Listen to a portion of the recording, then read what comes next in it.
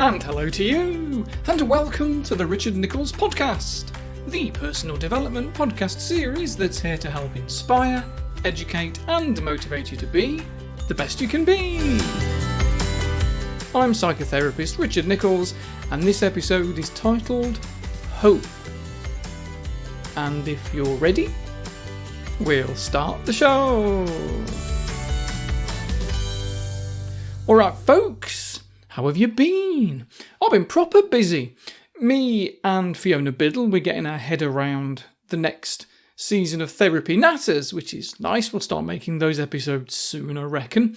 Do get in touch if you've got any questions or topics that you'd like us to talk about. By the way, you can even send us an anonymous text message. There's a link in the show notes of every episode, both on Therapy Natters and on my podcast on this one as well. Or you can fill in the submission form on the website, therapynatters.com. Link is in the show notes of every episode if you use a podcast app. So, I've been quite busy. And if you watch me on YouTube, you'll see I'm in a different room now because I've moved house. So the last month has been all over the place. And usually, I know a month in advance what each public episode is going to be about. But literally until last week I wasn't quite sure what I was going to record today, but I was prompted to talk about hope when I got a message from a listener on Twitter. Still calling it Twitter. Sorry Elon, that's not changing anytime soon because I'm a grumpy old man. Last week my Monday morning motivational quote thing was, "There's no point in being a pessimist, it wouldn't work anyway." Bit of a joke for you there. Not a particularly funny joke, but a joke nonetheless. And someone on Instagram sent me a message that said, "There's no point being a pessimist. You should tell that to Gareth Southgate," which was funnier than my original joke, so thanks for that. But the Twitter one said something along the lines of, "Not so easy to be an optimist at the minute though, is it? Not when everybody hates each other and the world is on fire." Which kind of brought me down a bit, because it's not a nice thought. I mean, it's true, but I trust the human race to pull together and fix any problems. And I don't know if that's optimism or hope. To me, optimism is a belief, but hope is a feeling. I guess you can feel optimistic too, just as you can think hopefully.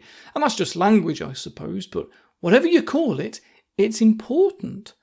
Hope is often described as the light at the end of the tunnel. That feeling that no matter how dark things may seem, there's a brighter future ahead. And it sounds nice to have, but when it comes to mental health, hope isn't just a nice to have thing, it's an absolutely critical component of well-being. If you're struggling with mental health challenges, it can feel like you're stuck in a never-ending cycle of darkness. Depression, anxiety, rejection sensitivity, personality disorders, and all the mental health issues that strip away our ability to see beyond the present moment. And that's where hope comes in. Hope is the fuel that keeps you moving forwards, even when the path isn't clear. It's the feeling and the belief that things can and will get better, and it gives you the strength to take the necessary steps toward recovery from whatever's going on for you. Research has shown that hope can significantly improve mental health outcomes. It boosts resilience, helps you to cope better with stress and setbacks, and importantly, with hope, you're more likely to engage in positive behaviours that support your well-being, like finding a therapist, connecting to other people, practicing self-care. But hope isn't something that just happens. It's something you might need to cultivate, and it could save your life. How many times do you hear of people talking about an old couple who both died at around the same time as each other? And I know that old people are more likely to die within a year of each other than younger couples, of course, because old people are more likely to die than young people. That's one of those correlation does not imply causation moments, isn't it? But sometimes it's really close, significantly close, like the next day close that somebody dies.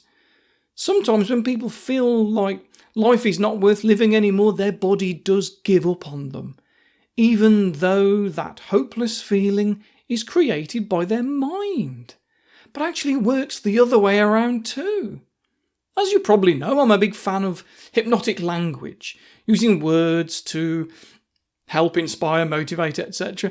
And one of the very early people to formally do this was called Mesmer, Franz Anton Mesmer, which is where we get the word to be mesmerised from. Now, he didn't know that it was his charisma or the expectation of the people taking part that was having these positive effects. He called it animal magnetism, and he thought it was all about magnetising the bodily fluids to heal people.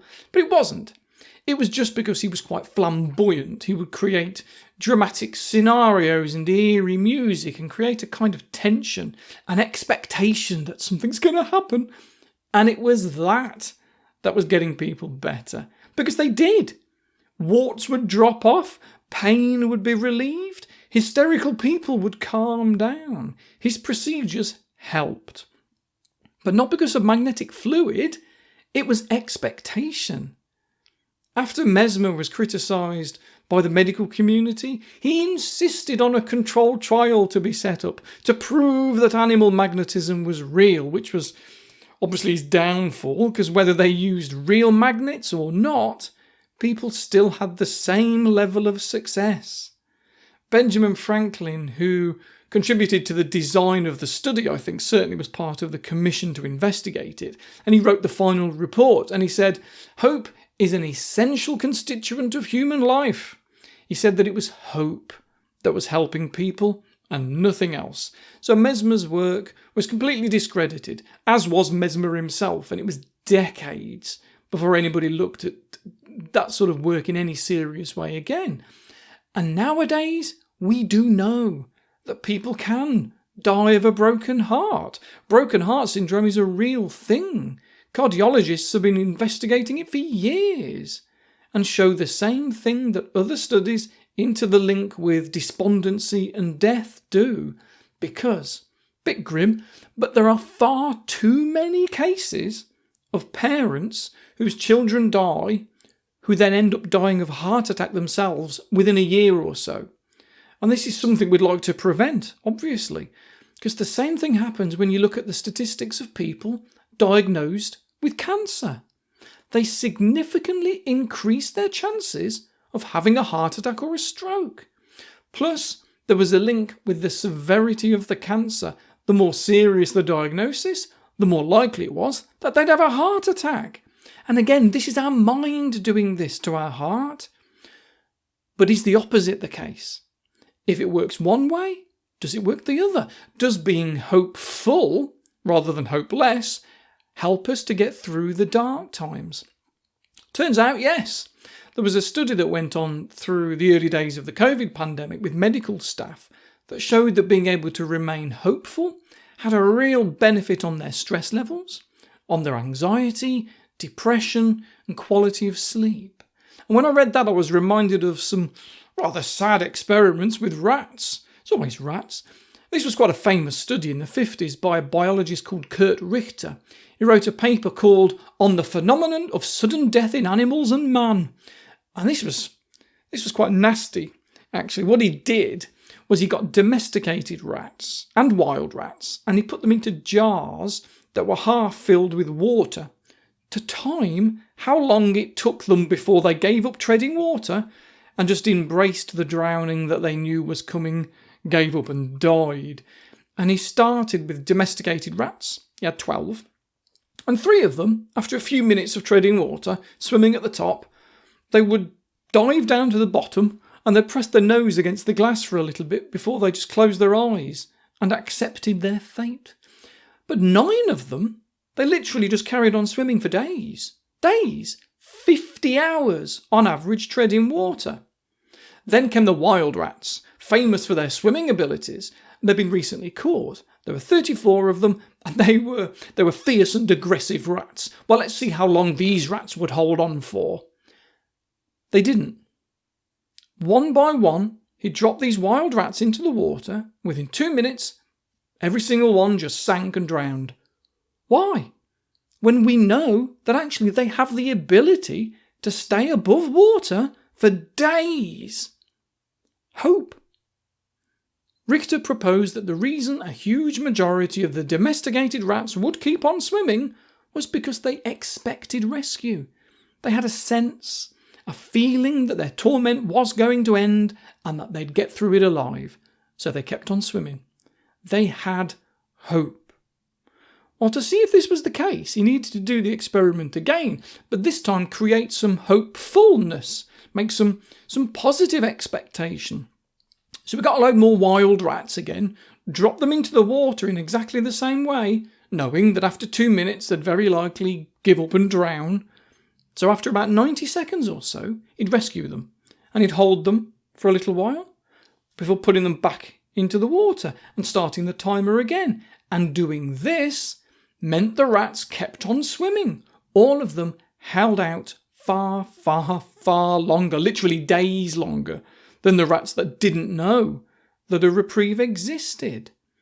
When the rats learned that they might not be doomed, that the situation might not be lost, that there might be a helping hand at the ready, when they had a reason to keep swimming, they did.